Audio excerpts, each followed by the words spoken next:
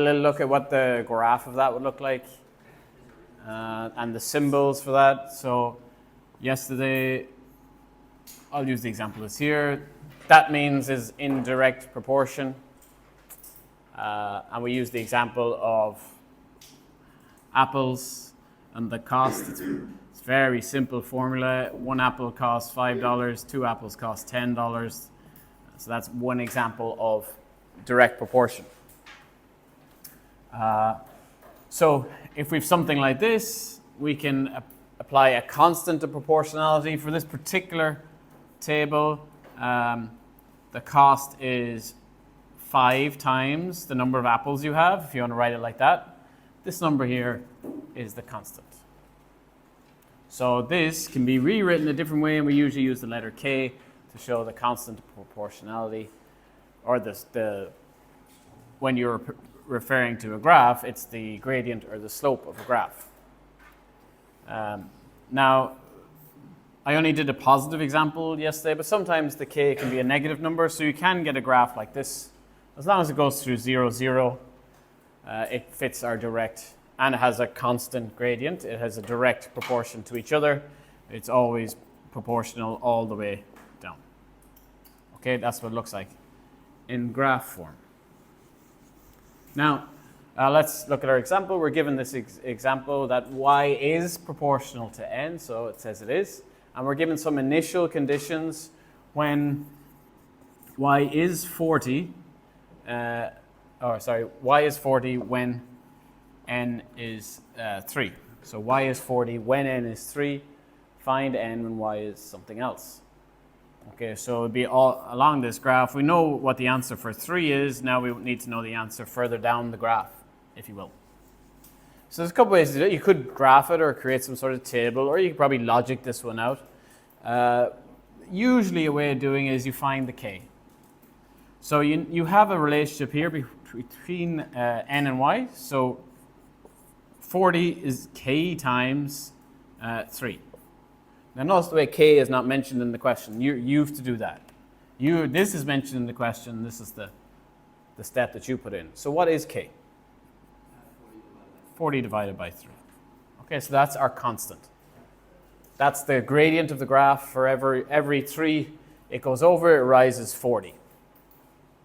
How does that help us? Well, we have this relationship now. If I take this equation, I found out k, and now I can find any point along that graph as long as I have an input.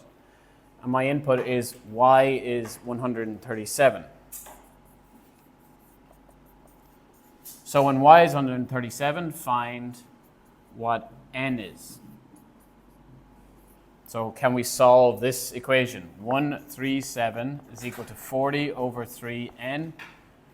For something like this, you probably would have a calculator. You can solve it without a calculator, but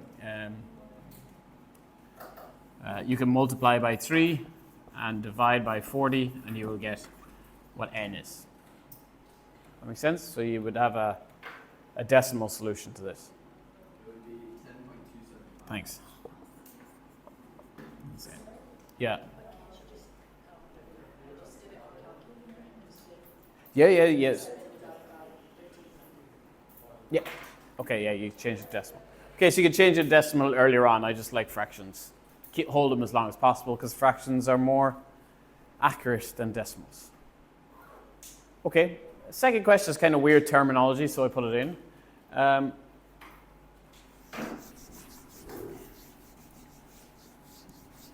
They've considered this thing, x4 over 5, and then they want us to say, state which two variables are directly proportional and what the constant is, the k.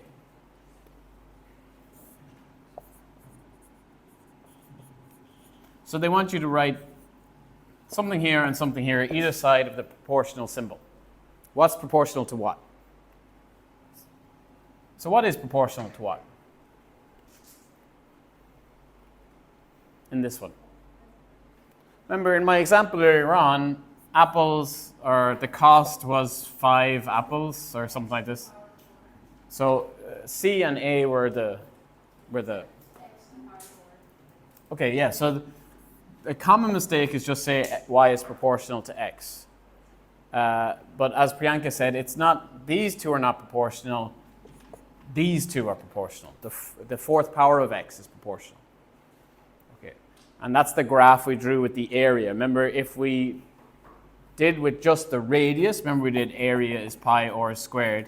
When we graphed it with just the radius, area versus radius, we got a curved graph. But if we did it area versus radius squared, we got our straight line that we did yesterday, if you remember. Okay, so the things that are proportional are actually x to the power 4. And what's the constant? 1 over 5. Yeah.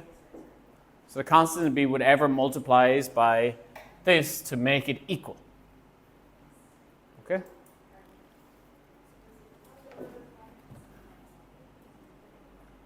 Okay, yeah, because these are not equal. Y is equal to k times x to the 4, if you're not sure with that. So how did I get this? Well, this has been given.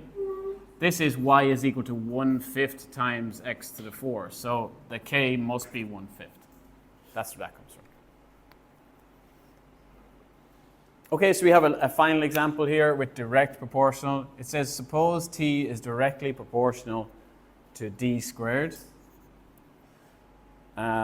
And t is 100 when d is 2. I call these initial conditions. They're not really initial conditions. That comes from kinematics, which is in physics. My first statement here will be translate that into an equation. I want an equal sign. I don't want a proportion sign. The proportion sign is a bit annoying, so I just go straight to k d squared. I need to find k though, because there's 3 variables here. I want it down to 2 variables. So before I even tackle the first part of the question, I'm going to use these initial figures to find what k is. So what's k? Yeah, k must be 25. If I divide over that 4, k is 25. So I create a new equation that I'm going to work with for the rest of the question.